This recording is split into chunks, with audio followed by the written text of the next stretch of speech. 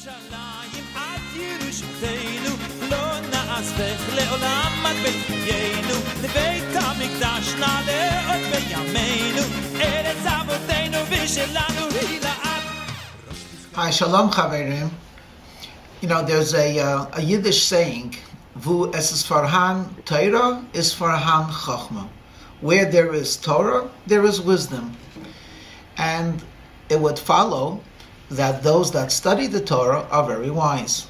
And indeed, we've had countless examples of great Torah scholars who are not only wise in Torah, but seem to be very wise in the ways of the world.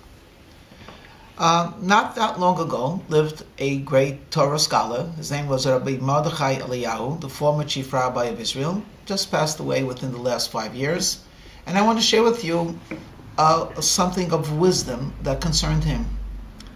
In the early 2000, I'm not sure exactly if it's 2001, 2002, he was actually invited to visit France. Now at that time he's an illustrious Torah scholar, and Chirac, I'm not sure, I believe he was at that time the Prime Minister of France, and he was the mayor of Paris, I think, for close to 20 years. And in terms of political affiliation, he came down very hard against Israel. He was very, very pro-Arab and felt that Israel was basically in the wrong in this particular conflict.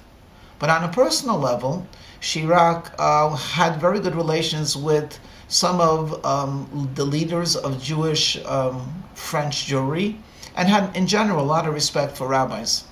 In any case, he formally gave a invitation to the chief rabbi, or the former chief rabbi of Israel, Rabbi Mordechai Eliyahu, to visit his country, which he accepted.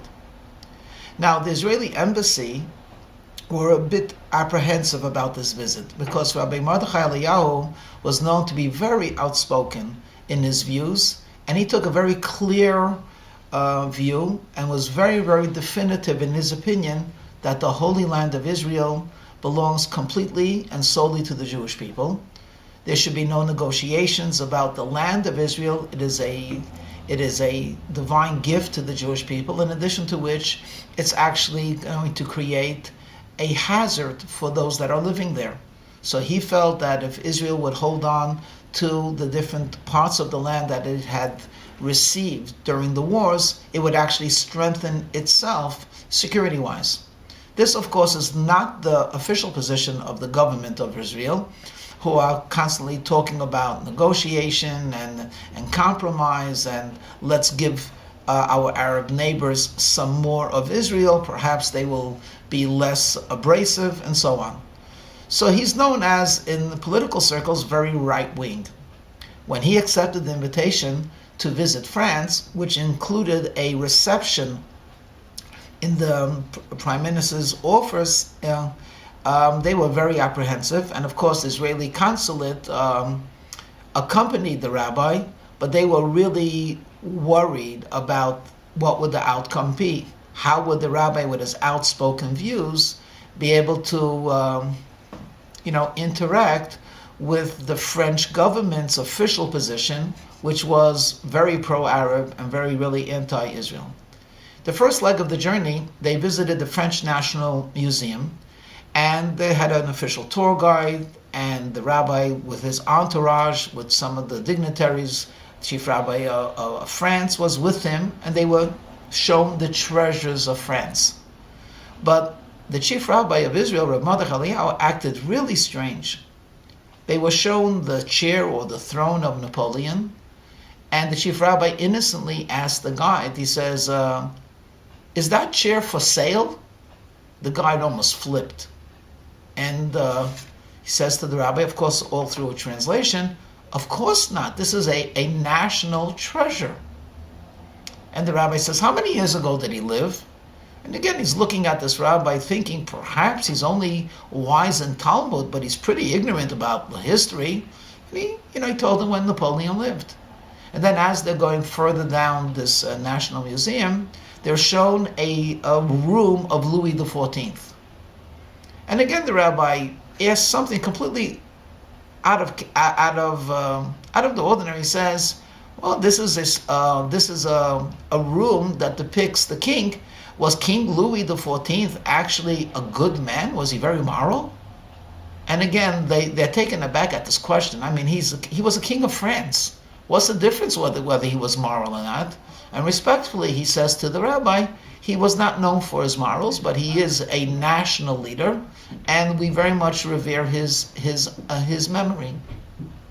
And they saw other treasures. Of course, the Israeli embassy were mortified that this is the wisest man of Israel showing such an appalling ignorance of French custom and culture. But the rabbis seemed to find this very normal. After the tour in the museum, they had a reception in the president's office.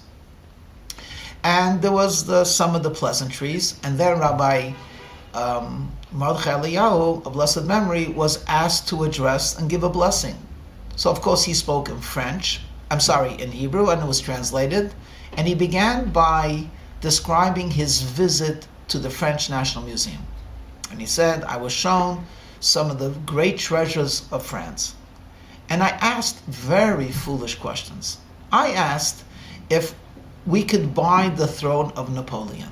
And I was told in no uncertain terms, Napoleon's throne is a national treasure, it belongs to France. And no, we cannot buy it. And when I asked about King Louis, was he a good man? Again, I was admonished. What's the difference of morals?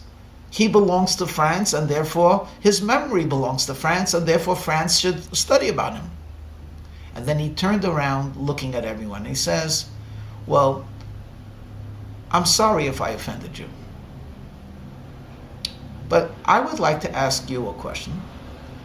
I spoke about people that lived a couple hundred years ago. The Jewish people have great personalities, Abraham, Isaac, and Jacob, who lived not 300 years ago, but almost 4,000 years ago. And they bequeathed to us a legacy, a heritage, and a history. And the children of Abraham, when they came into the promised land 400 years later, there was two kings, King David and Solomon, who built a temple. And now Israel is being asked to sell Jerusalem or to part with its national treasure. If I, who's a non-Frenchman, is expected to respect the culture and heritage, history of France, could Israel not expect the same? That same courtesy and that same decency? How can Israel give away its very, very being, the holy city of Jerusalem? Now, this was a very powerful message, and the Israeli embassy were frightened of the repercussions, but to their amazement, Chirac, who heard this, actually stood up, and when he stood up, and he applauded. And he then said to the rabbi, have I heard such a clear decision and opinion expressed with such wisdom. And then he quickly whispered to an aide to bring him a box. The aide came back a couple of minutes later, and he opened up and he said to the rabbi, Rabbi, I usually give a medallion to visiting heads of state, but I would be honored if you would accept my medallion because of the way you expressed your words with wisdom and with great cleverness. And again, he got a standing ovation, and the story ended over there. Now, it's a great story because he was able to convey a truth in very simple terms. And the reality is, it is a simple truth. Israel and the Jewish people are one. Giving Israel away is the equivalent of asking the Jewish people to amputate a heart, a spleen, a foot, or even a finger. It makes no difference how much and where, because the land of Israel is one with the Jewish people. In addition to which, there's the obvious, that as Israel holds on to its heritage and its culture, it strengthens itself, not only spiritually, but materially and practically as well. So my friends, sometimes we don't see the forest because of the so many trees, as they say. There's a lot of debate and a lot of talk and more talk and more talk. Just ask yourself a question. Would America give up its Declaration of Independence? Would it sell it to the highest bidder? Would Washington, D.C. be split?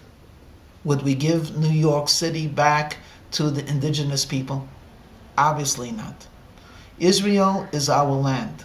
Israel is our life. Israel is where we belong. Israel is where we shall return. Israel is where we live. Let's hope and pray that God grant the leaders of Israel the clarity of vision and the simplicity of speech to tell this essential truth. And may we all merit the righteous Mashiach's coming so there might be peace not only in the Middle East but all over the world. Amen.